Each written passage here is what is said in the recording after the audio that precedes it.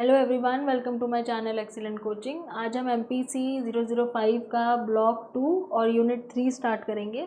Unit 3 में हम पढ़ेंगे एक्सपेरिमेंटल रिसर्च के बारे में और फील्ड एक्सपेरिमेंट के बारे में। और स्टार्ट करते हैं इसको। तो in the introduction it is saying कि research can be classified into 4 major categories. 4 major categories में हम रिसर्च को क्लासीफाई कर सकते हैं। एक होता है लैब एक्सपेरिमेंट, जिसको लेबोरेटरी एक्सपेरिमेंट बोलते हैं। एक होता है एक्सपेरिमेंट रिसर्च यानी कि फील्ड एक्सपेरिमेंट। फिर आता है फील्ड स्टडीज़ और उसके बाद आता है सर्वे रिसर्च। सर्वे रिसर्च के बारे में हम ऑलरेडी पढ़ चुके हैं। आज हम पढ़ेंगे यहाँ पे कि एक्सपेरिमेंटल क्या होता है और फील्ड एक्सपेरिमेंट क्या होता है। तो पहले स्टार्ट करते हैं एक्सपेरिमेंटल रिसर्च से। तो इसमें ये बोला हुआ है कि यहाँ पे आइडेंटिफाइंग द रिसर्च प्रॉब्लम। पहले बेसिकली ये कहते हैं कि जब भी हम एक्सपेरिमेंटल रिसर्च कर रहे हैं तो उसमें सबसे पहली चीज़ होती है कि हमें रिसर्च प्रॉब्लम को आइडेंटिफाई करना है। तो कोई भी रिसर्च करने से पहले, सिर्फ एक्सपेरिमेंटल ही नहीं, इवन कोई और भी रिसर्च हो, उसको करने से पहले सबसे पहले हमारा स्टेप ही यही होता है कि हमें रिसर्च प्रॉब्लम आइडेंटिफाई करनी है कि हमने किस चीज़ के ऊपर रिसर्च करनी है, हमारा टॉपिक क्या होना चाहिए, what is the research problem. तो this helps the investigator to focus on a more narrow research area. तो उससे आपका फोकस जो है वो नैरो हो जाता है, बिकॉज आप एक टॉपिक डिसाइड कर लेते हो और आप उसी के ऊपर काम करना शुरू करते हो। तो इससे हेल्प मिलती है हमें कि हम कैसे उन चीज़ों को ऑपरेशनलाइज करें, यानी कि उनको डिफाइन करें जिनके ऊपर हमने रिसर्च करना है, और उसी से रिलेटेड जो हमने डेटा कलेक्ट करना है। ठीक है। The results in such cases will depend on the exact measurement that the researcher chooses and may be operationalize to test the conclusion of the research problem. तो जो हमारा रिजल्ट आएगा रिसर्च का, वो इन्हीं चीज़ों पर डिपेंड करेगा कि हमने किस तरीके से अपने वेरिएबल्स को मेजर किया है, कैसे उनको ऑपरेशनलाइज किया है, और उससे जो भी हमारा कंक्लूजन आया है उसी पर डिपेंड करेगा कि हमारा रिजल्ट क्या होगा। After defining the research problem the investigator must formulate hypothesis. तो ये हमेशा सेकंड स्टेप होता है कि पहले हम अपना रिसर्च प्रॉब्लम डिफाइन करते हैं, फिर हम अपना हाइपोथेसिस बनाते हैं। ये सब चीज़ें हम पहले भी पढ़ चुके हैं ऑलरेडी। ये थोड़ा सा यहाँ पे जस्ट एक रिवीजन चल रहा है कि क्या क्या स्टेप्स होते हैं रिसर्च उसमें जब हम करते हैं, कोई भी रिसर्च करते हैं तो उसमें क्या स्टेप्स होते हैं। तो ये स्टेप हम डिटेल में एक बार पढ़ चुके हैं। ठीक है, अब आगे चलते हैं एक्सपेरिमेंटल रिसर्च क्या होती है। तो experimental research is mainly used in science subject. तो जैसे नाम से ही पता चल रहा है एक्सपेरिमेंट है, तो एक्सपेरिमेंट से हमारे माइंड में साइंस आती है। साइंटिफिक सब्जेक्ट्स जितने भी होते हैं, फिजिक्स, केमिस्ट्री, मेडिसिन, बायोलॉजी, उसमें हमें एक्सपेरिमेंटल रिसर्च ज़्यादा अच्छा रहता है। अगर हम उसमें एक्सपेरिमेंटल रिसर्च करें ज़्यादा आसान रहता है। एक्सपेरिमेंटल रिसर्च में हमें क्या चाहिए होता है, 2 वेरिएबल्स होते हैं। एक होता है इंडिपेंडेंट वेरिएबल और एक होता है डिपेंडेंट वेरिएबल। तो ऑलरेडी जैसे वी हैव ऑलरेडी रेड, हम पढ़ चुके हैं कि डिपेंडेंट वेरिएबल क्या होता है, डिपेंडेंट वेरिएबल क्या होता है। डिपेंडेंट वेरिएबल जो होता है वो कॉज होता है, डिपेंडेंट वेरिएबल के ऊपर हम उसका इफेक्ट देखते हैं। तो we manipulate independent variable to see the effect on the dependent variable. तो ये 2 वेरिएबल्स हमें चाहिए होते हैं जब भी हम एक्सपेरिमेंटल रिसर्च करते हैं। It is important that in experimental research the independent variable is manipulated and the effect of manipulation is observed on the dependent variable. तो x का इफेक्ट क्या हो रहा है y पे, इसी चीज़ को तो देखने के लिए हम करते हैं रिसर्च। तो एक्सपेरिमेंटल रिसर्च में x वेरिएबल का इफेक्ट y के ऊपर क्या होगा, वो चीज़ आपको क्लियर होनी चाहिए। All the other extraneous factors are completely control. इसके अलावा अगर कोई और भी चीज़ है, इसके अलावा जो और वेरिएबल्स होते हैं जिनको हम कंफाउंडिंग या एक्सट्रेनियस वेरिएबल्स बोलते हैं, उन सब चीज़ों को हमने कंट्रोल में रखना है ताकि किसी और चीज़ का इफेक्ट इसके ऊपर ना पड़े, because we just want to see कि एक्स का क्या इफेक्ट पड़ता है। ठीक है, तो it is based on the research design which uses manipulation and control. तो एक्सपेरिमेंटल रिसर्च में बेसिकली क्या होता है, मैनिपुलेशन होता है और कंट्रोल होता है। मैनिपुलेशन किसका होता है, एक्स वेरिएबल का मैनिपुलेशन होता है, और कंट्रोल किसका होता है, इसके अलावा जितने भी और वेरिएबल्स हैं उनका कंट्रोल होता है। तो जैसे फॉर एग्जांपल अगर आप ये देखना चाहते हो कि बच्चे जो हैं एक पर्टिकुलर टीचिंग मेथड के बाद उनकी परफॉर्मेंस में कितना इम्प्रूवमेंट आया है, तो आप क्या करोगे, उन बच्चों को उस टीचिंग मेथड से जो है एक्सपोज करोगे, मतलब उनको उस तरीके से पढ़ाओगे जिस टीचिंग मेथड की आप रिसर्च कर रहे हो, और बाद में उनका टेस्ट लोगे ये देखने के लिए कि नए टीचिंग मेथड से बच्चों की परफॉर्मेंस में क्या इफेक्ट आया। तो यानी कि हमारा एक्स वेरिएबल यहाँ पे क्या है, टीचिंग मेथड है जिसको हम मैनिपुलेट कर रहे हैं, और वाई वेरिएबल है बच्चों की परफॉर्मेंस जिसके ऊपर हम उसका इफेक्ट देख रहे हैं। लेकिन कंट्रोल यहाँ पे हम क्या कर रहे हैं, कंट्रोल कर रहे हैं दूसरे वेरिएबल। यानी कि ऐसा नहीं होना चाहिए कि कोई और चीज़ है जिसकी वजह से उनकी परफॉर्मेंस बेटर हुई है, क्या पता बच्चों को ज़्यादा अच्छे रिसोर्सेज मिल गए इसलिए परफॉर्मेंस बेटर हुई हो, तो हमें उन चीज़ों को कंट्रोल में रखना है कि और कोई चीज़ ऐसी नहीं होनी चाहिए जिससे उनकी परफॉर्मेंस में कोई फ़र्क पड़े। सिर्फ एक ही चीज़ का असर मैनिपुलेशन करके हमने देखना है, बाकी चीज़ों को कंट्रोल करना है। इसीलिए कह रहे हैं कि यहाँ पे मैनिपुलेशन और कंट्रोल ये दोनों चीज़ें करी जाती हैं, उसको एक्सपेरिमेंटल मेथड बोलते हैं। We can manipulate one or more variables to determine their effect on the dependent variable। तो ये एक सिस्टमैटिक और साइंटिफिक अप्रोच है जहाँ पे रिसर्चर मैनिपुलेट करता है और कंट्रोल करता है। फील्ड एक्सपेरिमेंट क्या है? Field experiment on the other hand refers to experiment conducted in real life situation. Field पे जाके एक्सपेरिमेंट करना, लैब में नहीं। सबसे बड़ा डिफरेंस नाम में ही है। एक्सपेरिमेंट लैब में करा जाता है, फील्ड एक्सपेरिमेंट फील्ड में करा जाता है, तो वहीं पे बहुत फ़र्क आ जाता है। लैब में आप बहुत सारी चीज़ें कंट्रोल कर सकते हो, फील्ड में आप सारी चीज़ें कंट्रोल नहीं कर सकते। तो थोड़ा छोटा कर देते हैं। Here the control of extraneous factor is not possible. तो यहाँ पे ही कह रहे हैं कि जब हम फील्ड एक्सपेरिमेंट करते हैं तो वहाँ पे ना बहुत सारे ऐसे फैक्टर्स हैं जो नेचुरल सेटिंग में होते हैं, वहाँ पे कंट्रोल करना बड़ा मुश्किल हो जाता है, सारी चीज़ें कंट्रोल नहीं करी जा सकती हैं। तो now health in field experiment we take two groups matched for a number of factors such as age, sex, education, socio economic status.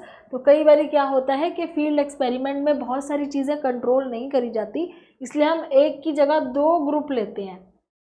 ठीक है, अब हमने क्या देखा, सपोज हमने एक्स जो हमारा इंडिपेंडेंट वेरिएबल है उसका इफेक्ट देखना है वाई पे, लेकिन यहाँ पे अब वाई पे इफेक्ट देखने के लिए हम दो ग्रुप लेंगे, एक y1 और एक y2।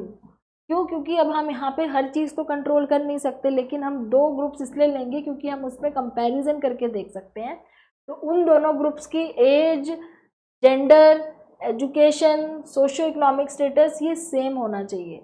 ऐसा ना हो कि आपने सैम्पलिंग तो ठीक करी लेकिन जो दो ग्रुप बनाए थे उन दोनों ग्रुप में डिफरेंस आ गया इसलिए आपका रिजल्ट ख़राब हो गया।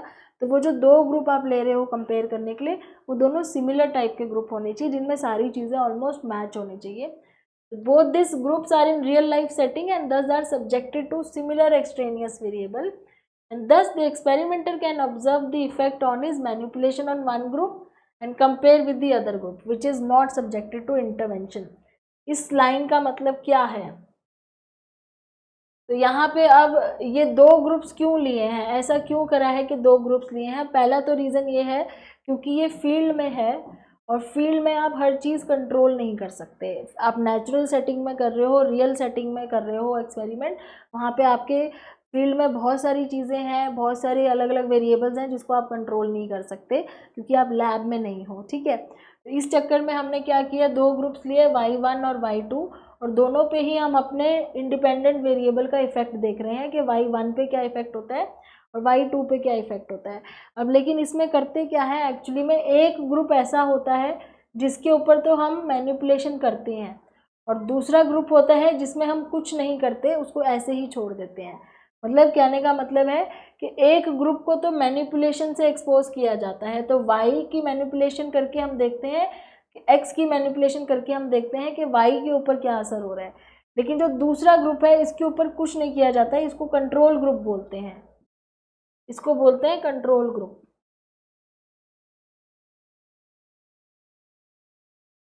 कंट्रोल ग्रुप, ठीक है।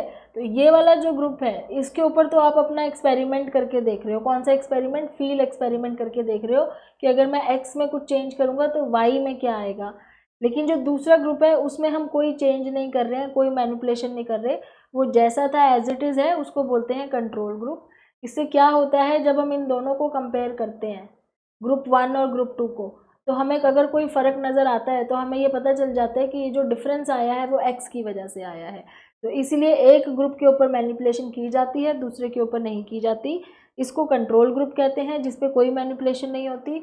इसको एक्सपेरिमेंटल ग्रुप कहते हैं जिस पे मैनिपुलेशन होती है। तो आपस में दोनों ग्रुप्स को कंपेयर कर लिया जाता है। तो इस तरीके से फील्ड एक्सपेरिमेंट होता है। For example, the researcher wants to study effect of different methods of teaching. तो इन्होंने जो एग्जाम्पल लिया है मेरा वाला ही लिया हुआ है कि मान लो कोई डिफरेंट मेथड ऑफ टीचिंग के ऊपर रिसर्च कर रहा है। एक लेक्चर मेथड है, एक ट्यूटोरियल मेथड है कि लेक्चर मेथड से या ट्यूटोरियल मेथड से बच्चे किससे ज़्यादा अच्छा सीखेंगे। The natural setting from where the researcher randomly selects 100 children, बच्चे रैंडमली उसने 100 बच्चे चुने जिनके ऊपर वो रिसर्च करेगा। पर्टिकुलर स्टैंडर्ड के, जैसे मान लो 5th स्टैंडर्ड के बच्चे हैं और 5th स्टैंडर्ड के 100 बच्चे सेलेक्ट करे हैं जिनके ऊपर वो रिसर्च करेगा, और रैंडमली उसको 2 ग्रुप्स में डिवाइड कर दिया। एक तो हो गया एक्सपेरिमेंटल ग्रुप, दूसरा हो गया कंट्रोल ग्रुप। तो 100 बच्चे थे, आधे बच्चों को एक ग्रुप में भेज दिया एक्सपेरिमेंटल ग्रुप में, बाकी आधे बच्चों को दूसरे ग्रुप में भेज दिया जिसको बोलते हैं कंट्रोल ग्रुप। तो एक्सपेरिमेंटल ग्रुप पे मैनिपुलेशन होती है और कंट्रोल ग्रुप में मैनिपुलेशन नहीं होती है। तो to the experimental group children researcher uses lecture method and to the control group uses tutorial method. Okay, तो अभी ऐसे यहाँ पे ये भी किया जा सकता है कि अगर आप 2 ग्रुप में डिवाइड कर रहे हो तो आपने 2 चीज़ों का अगर इफेक्ट देखना है तो एक पे एक चीज़ का इफेक्ट देखेंगे, दूसरी पे दूसरी का।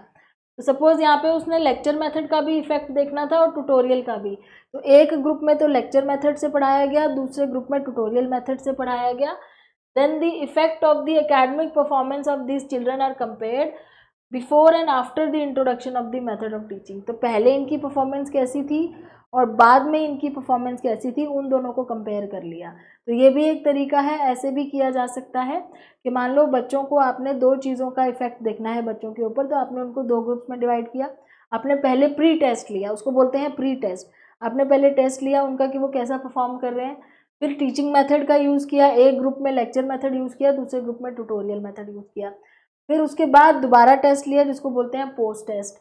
अब आपने दोनों का ग्रुप्स का प्री टेस्ट और पोस्ट टेस्ट कंपेयर कर लिया, मतलब टीचिंग मेथड से पहले कितनी परफॉर्मेंस अच्छी थी और टीचिंग मेथड के बाद परफॉर्मेंस में क्या चेंज आया है, चाहे वो लेक्चर मेथड हो चाहे वो ट्यूटोरियल हो। उन दोनों को कंपेयर करके आपने बता दिया कि कौन सा मेथड ज़्यादा बेटर है, किसका रिजल्ट ज़्यादा अच्छा आया है। तो ये भी एक तरीका है, ऐसे भी किया जा सकता है। और जो मैंने पहले बताया था, सपोज आपको सिर्फ ये देखना है कि लेक्चर मेथड से क्या फ़र्क आता है, तो आप एक्सपेरिमेंटल ग्रुप को लेक्चर मेथड से पढ़ाओगे, कंट्रोल ग्रुप को आप नहीं पढ़ाओगे, उसको आप जो ऑलरेडी जो अपने पुराने मेथड से पढ़ रहा था वो उसी से पढ़ेगा। और फिर आप दोनों का टेस्ट लोगे, आप दोनों को कंपेयर करोगे कि दोनों में से किसके मार्क्स ज़्यादा बेटर हैं, जिन्होंने लेक्चर मेथड से पढ़ा है या जिन्होंने नहीं पढ़ा है। तो ये भी एक तरीका है कि एक जगह मैनिपुलेशन करो, दूसरी जगह नहीं करो, या अगर 2 चीज़ें हैं आपको मेजर करनी है 2 चीज़ों का, तो एक ग्रुप में एक मैनिपुलेशन होगी, दूसरे ग्रुप में दूसरी, और दोनों का प्री टेस्ट और पोस्ट टेस्ट लेके आपस में कंपेयर कर लो। तो if there is a difference in academic performance of the children in regard to the 2 methods of teaching, the experimenter can conclude that the particular method of teaching is more effective than the other. तो पहले pre test लिया उन बच्चों का, pre test लिया, फिर experiment करा, मतलब मैनिपुलेशन करा। मैनिपुलेशन का मतलब है उनको पढ़ाया उस मेथड से जिससे वो पढ़ाना चाह रहा था, उसके बाद उसका पोस्ट टेस्ट लिया, उन बच्चों का पोस्ट टेस्ट लिया। तो दोनों ही ग्रुप में ऐसा किया, उस पहले ट्यूटोरियल मेथड था उसमें प्री टेस्ट लिया, फिर बच्चों को पढ़ाया, फिर पोस्ट टेस्ट। ऐसे ही लेक्चर मेथड में पहले बच्चों का प्री टेस्ट लिया, बच्चों को पढ़ाया लेक्चर मेथड से, फिर पोस्ट टेस्ट, और फिर इनके मार्क्स कंपेयर कर लिए कि पहले ज़्यादा बेटर आए थे कि बाद में। तो जिस टीचिंग मेथड में मार्क्स बेटर होंगे वो टीचिंग मेथड ज़्यादा बेटर है। तो इस तरीके से फील्ड एक्सपेरिमेंट किया जा सकता है। दोनों में डिफरेंस क्या है एक्सपेरिमेंटल रिसर्च और फील्ड एक्सपेरिमेंट में, कि यहाँ पे सब्जेक्ट्स होमोजीनियस होते हैं, मतलब आप सिमिलर टाइप के सब्जेक्ट्स लेते हो, सेम कैटेगरी के सब्जेक्ट्स लेते हो, उसमें कोई ज़्यादा डिफरेंस नहीं होता है, कैरेक्टरिस्टिक सेम होता है सब्जेक्ट्स का। सब्जेक्ट्स मतलब जो आपके जो सैम्पल है, सब्जेक्ट का मतलब यहाँ पे सैम्पल है, जो लोग हैं वो आपके जिनके ऊपर आप रिसर्च कर रहे हो वो होमोजीनियस होते हैं, सेम कैरेक्टरिस्टिक होती है। फील्ड में क्या है कि वो नंबर और कैरेक्टरिस्टिक्स में अलग अलग हो सकते हैं, क्योंकि आप फील्ड में जाके कर रहे हो तो वो थोड़े से डिफरेंट हो सकते हैं। Experimental subjects are in control condition. Control condition क्यों है, क्योंकि आप लैब में कर रहे हो या अपनी खुद की कंट्रोल्ड कंडीशंस में कर रहे हो। Subjects are not in control condition in natural setting, but यहाँ फील्ड में होते हैं, नेचुरल सेटिंग्स में होते हैं। One experimental group is taken and subjected to manipulation of the independent variable to see the effect on it. तो यहाँ पे एक ही ग्रुप होता है x, जिसका इफेक्ट y के ऊपर देखा जाता है। यहाँ पे 2 ग्रुप्स लिए जाते हैं to match for certain basic characteristics which may confound the results are taken and one is subjected to intervention while other is not. जैसे मैंने बोला कि 2 ग्रुप्स लिए जाते हैं, तो जैसे x का इफेक्ट y के ऊपर देखना है तो हम y को दो ग्रुप्स में डिवाइड कर देंगे, y1 और y2 में, और दोनों के ऊपर जो है एक एक्सपेरिमेंटल ग्रुप है, एक कंट्रोल ग्रुप है, और दोनों का आपस में हम बाद में कंपैरिजन करेंगे मैनिपुलेशन के बाद। तो वही चीज़ यहाँ कह रहे हैं कि दो सब्जेक्ट लिए जाते हैं, दो ग्रुप में डिवाइड कर दिए जाते हैं, वो दो ग्रुप मैच्ड होने चाहिए, मतलब कुछ कैरेक्टरिस्टिक्स तो मैच होनी चाहिए, सब कुछ तो मैच नहीं करा जा सकता क्योंकि ये कंट्रोल नहीं है, लेकिन कुछ कैरेक्टरिस्टिक्स आप मैच कर सकते हो। फिर cause and effect relationship can be clearly establish in the laboratory experiment, all extraneous factors are controlled and pure effects of the interval. अब यहाँ पे आप सीधा सीधा कॉज एंड इफेक्ट रिलेशन बना सकते हो कि x की वजह से y हुआ, सीधा सीधा आप बता रहे हो कि x की वजह से y हुआ, कॉज एंड इफेक्ट रिलेशनशिप, और कोई चीज़ बीच में नहीं आई, ये सिर्फ x की वजह से हुआ क्योंकि बाकी चीज़ें हमने कंट्रोल कर ली थी। यहाँ पे cause and effect relationship can be establish to quite an extent, quite an extent मतलब थोड़ा बहुत कहा जा सकता है कि x की वजह से y हुआ है, but not as the same accuracy, इतना एक्यूरेटली नहीं कहा जा सकता क्योंकि कभी कभी एक्सट्रेनियस फैक्टर्स भी बीच में आ सकते हैं। तो बाहर हो रहा है, नेचुरल सेटिंग में हो रहा है, फील्ड में हो रहा है, तो हम वहाँ पे इतना ज़्यादा डिटर्मिनेशन से नहीं बोल सकते कि ये x की वजह से ही हुआ है, और भी चीज़ें हो सकती है जिसकी वजह से हुआ हो, तो बिकॉज वो फील्ड में हो रहा है और ये लैब में हो रहा है। तो prediction based on the experiment is possible and one can even accurately predict a phenomena. यहाँ पे हम प्रिडिक्ट कर सकते हैं कि अगर हम x को मैनिपुलेट करेंगे तो इसका रिजल्ट y में क्या होगा, क्योंकि ऑलरेडी वो कंट्रोल्ड कंडीशन में है। यहाँ पर prediction is possible to a certain extent as the real life situation में नॉट बी द सेम, क्योंकि आप रियल लाइफ सिचुएशन में कर रहे हो, नेचुरल सेटिंग में कर रहे हो, तो कुछ एक्सटेंट तक तो प्रिडिक्शन की जा सकती है, पर रियल लाइफ सेटिंग में तो बहुत चीज़ें बदली भी जा सकती हैं, या उस टाइम सिचुएशन कुछ और भी हो सकती है, तो प्रिडिक्शन कभी कभी काम नहीं करती। The experiment is always quantitative in terms of result, quantity के फॉर्म में होती है एक्सपेरिमेंटेशन, और फील्ड एक्सपेरिमेंट में क्वालिटी और क्वांटिटी दोनों देखी जाती है। तो यहाँ पे हम नंबर्स को ज़्यादा फोकस करते हैं, यहाँ पे हम क्वालिटी और नंबर्स दोनों को ही देखते हैं। एक्सपेरिमेंट रेप्लिकेबल है, मतलब एक बार किया तो दूसरी बार भी करोगे तो वही आएगा। आपने देखा ही होगा, साइंस में प्रैक्टिकल्स करते हैं, हर बार जाते हैं सेम रिजल्ट आता है। और फील्ड एक्सपेरिमेंट में रेप्लिकेबल है but require modification in terms of matching factors, क्योंकि रियलिटी में जो चीज़ें करी जाती हैं, रोड सिचुएशन चेंज होती है, तो हमें मैचिंग फैक्टर्स को ध्यान में रखते हुए हो सकता है हमारा रिजल्ट भी चेंज हो जाए। ऑलमोस्ट सेम ही आता है बट कभी कभार सर्कमस्टेंसेस की वजह से थोड़ा चेंज भी हो सकता है, तो हमें मैचिंग फैक्टर्स का ध्यान रखना है कि हम जो दो ग्रुप्स डिवाइड कर रहे हैं या दो ग्रुप्स ले रहे हैं वो मैचिंग होने चाहिए एक दूसरे से। तो ये दोनों का कंपैरिजन है। We can use experimental research in different ways, जहाँ पे आपको कॉज एंड इफेक्ट रिलेशनशिप देखना है, ठीक है, and there is time priority, time कम है और आपको सीधा कॉज एंड इफेक्ट रिलेशनशिप निकालना है, तो वहाँ पे आप एक्सपेरिमेंटल मेथड यूज़ करें। There is consistency in causal relationship, आपको पता है कि कंसिस्टेंसी आएगी कॉजल रिलेशनशिप में, that cause will always lead to the same effect, के मतलब हमेशा सेम चीज़ की वजह से सेम इफेक्ट आएगा, तो वहाँ पे एक्सपेरिमेंटल रिसर्च होना चाहिए। The magnitude of correlation is great, correlation का मतलब है कि आपको पता है कि x के अंदर चेंज आएगा तो y भी बदलेगा, दोनों का कोरिलेशन बहुत ज़्यादा है आपस में, बहुत बड़ा मैग्नीट्यूड है, मतलब x में कुछ चेंज करने से y में चेंज होगा ही होगा, दैट इज़ एक्सपेरिमेंटल रिसर्च। तो एक्सपेरिमेंटल रिसर्च के बहुत सारे मीनिंग हैं। This is an experiment where researcher manipulate one variable and control the other variable, it can have a control group for comparison purpose. देखो यहाँ पे भी कंट्रोल ग्रुप बनाया जा सकता है कंपैरिजन पर्पस के लिए, मतलब आप लैब में भी दो ग्रुप्स बना सकते हो, एक के ऊपर आप मैनिपुलेशन कर रहे हो, दूसरे के ऊपर मैनिपुलेशन नहीं कर रहे हो, और बाद में दोनों के रिजल्ट को आपस में आपने मैच करके देख लिया। जैसे आप कोई मेडिसिन का के ऊपर रिसर्च कर रहे हो, आपने दो ग्रुप में डिवाइड करे अपने सब्जेक्ट्स को, और एक ग्रुप को आपने मेडिसिन दे दी, दूसरे ग्रुप को आपने प्लेसिबो दे दिया। प्लेसिबो होता है जस्ट एक, जैसे कोई शुगर पिल दे दी जिसमें कोई मेडिसिन नहीं है, फिर आपने देखा कि दोनों को लेने के बाद क्या बॉडी में चेंजेस आए हैं, तो उससे ये पता चल जाएगा कि मेडिसिन की वजह से ही हुआ है या साइकोलॉजिकली भी कोई इफेक्ट पड़ा है। तो इस तरीके से आप लैब में भी दो ग्रुप्स बना सकते हो जहाँ पे सब कुछ कंट्रोल कंडीशन में होता है, तो रैंडमली उनको हम दो ग्रुप में डिवाइड करके आपस में कंपेयर कर सकते हैं। फील्ड एक्सपेरिमेंट को क्वाजी एक्सपेरिमेंट भी बोलते हैं, ये इंपॉर्टेंट है। क्वाजी का मतलब होता है आधा एक्सपेरिमेंट, कॉजी मतलब आप मान लो कि सेमी एक्सपेरिमेंट टाइप का है, वो है तो एक्सपेरिमेंट लेकिन वो फील्ड में हो रहा है, तो एक तरीके का आधा एक्सपेरिमेंट है, पूरा तरीके से नहीं है, ठीक है। The researcher actively influences something to observe the consequence, तो इसमें भी रिसर्चर एक्चुअली मैनिपुलेट तो कर रहा है, पर उसके ऊपर ना बाकी चीज़ों का भी बहुत इफेक्ट हो रहा है, क्योंकि वो फील्ड में जाके कर रहा है, रियल लाइफ सेटिंग में कर रहा है, ठीक है।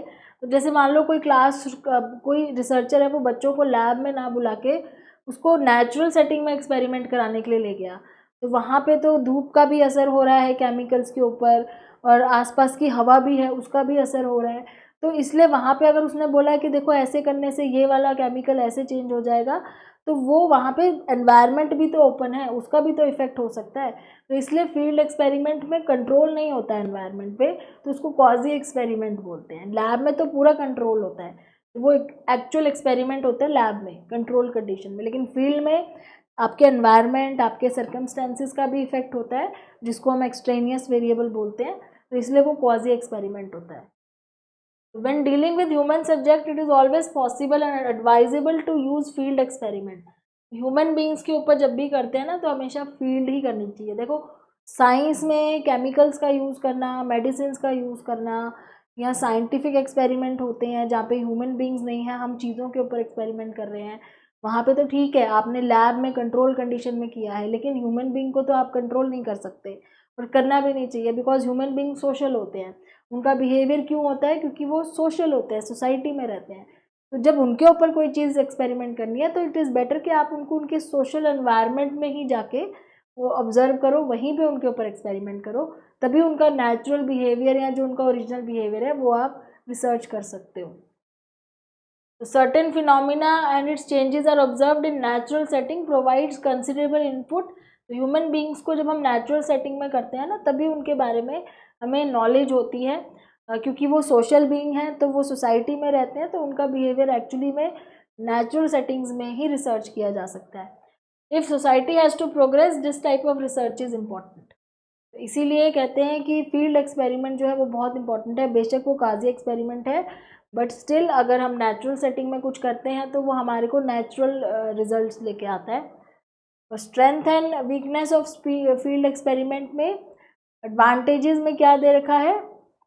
फील्ड एक्सपेरिमेंट की एडवांटेजेस हैं, it is useful to behavioural and social scientist, क्योंकि यहाँ पे बिहेवियर के ऊपर रिसर्च करी जा सकती है, तो सोशल साइकोलॉजिस्ट, सोशियोलॉजिस्ट, एजुकेशनिस्ट जो लोगों के बिहेवियर के ऊपर रिसर्च करते हैं, उनके लिए बहुत अच्छा है field experiment. It is appropriate method for studying complex social influences, society हमें कैसे इन्फ्लुएंस करती है, लोगों का हमारे ऊपर क्या असर होता है, हमारा सोसाइटी के ऊपर क्या असर होता है, इस तरह की चीज़ों को हम इसमें रिसर्च कर सकते हैं। It is most suited method for testing of theory and to the solution of practical problems. जो रियल लाइफ प्रैक्टिकल प्रॉब्लम्स होती हैं उनको रिसर्च करने के लिए सबसे अच्छा मेथड है field experiment. It is suited to testing broad hypothesis. Broad hypothesis का मतलब यहाँ पे है कि जब आपके हाइपोथेसिस में बहुत ब्रॉड रेंज होती है, बहुत सारी चीज़ें उसमें इन्वॉल्व होती हैं, एक पर्टिकुलर एक चीज़ के ऊपर नहीं होता, आप उसमें कई सारे वेरिएबल्स चेक कर रहे होते हो, तो उस केस में हमें फील्ड एक्सपेरिमेंट ज़्यादा बेटर रहता है। Flexibility and applicability to a wide variety of problems are also possible. Field experiment थोड़ा फ्लेक्सिबल होता है और इसकी एप्लीकेबिलिटी बहुत सारी प्रॉब्लम्स के ऊपर अप्लाई किए जा सकते हैं। नाउ इसकी वीकनेस क्या है? The chances of extraneous variables confounding the research findings are more in the field experiment। सबसे बड़ी तो वीकनेस यही है कि एक्सट्रेनियस वेरिएबल्स होते हैं, कंफाउंडिंग वेरिएबल्स होते हैं। ये क्या होते हैं इसके बारे में आप मेरी पुरानी वीडियोस में जाकर देख सकते हैं। हमने जहाँ पे टाइप्स ऑफ वेरिएबल्स पढ़ा था, वहीं हमने पढ़ा था कि एक्सट्रेनियस क्या होता है, कंफाउंडिंग क्या होता है। तो ये वो वेरिएबल्स होते हैं जो आपके रिजल्ट में थोड़ा बहुत चेंज लेके आ सकते हैं, क्योंकि आप नेचुरल सेटिंग में कर रहे हो, तो इनका असर थोड़ा बहुत होता ही है। One of the problems is the negative attitude of the researcher. तो रिसर्चर का नेगेटिव एटीट्यूड किसकी तरफ है? फील्ड एक्सपेरिमेंट की तरफ, क्योंकि मोस्टली एक्सपेरिमेंट जो है लैब में ही करना लोग पसंद करते हैं, बिकॉज उन्हें लगता है कि चीज़ें उनके हाथ में है, कंट्रोल में है। फील्ड एक्सपेरिमेंट की तरफ थोड़ा नेगेटिव एटीट्यूड होता है, इस वजह से भी प्रॉब्लम आती है। Consent and cooperation of the concern subjects and institutional authorities is required.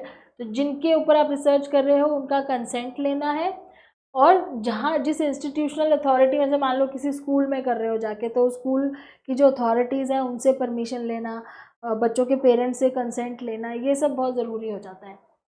And this type of research faces lack of precision problem. Precision क्यों नहीं है? क्योंकि फील्ड में हो रहा है, इसमें एनवायरनमेंट का कोई ना कोई इफेक्ट होता ही है आपके रिजल्ट में, तो एकदम एक्यूरेट या प्रिसाइज नहीं आता जैसे लैब में आता है। बस यही इसकी वीकनेस है। एंड नेक्स्ट वीडियो में आगे कंटिन्यू करेंगे कंस्ट्रक्टिंग द फील्ड एक्सपेरिमेंट के साथ। Thanks for watching.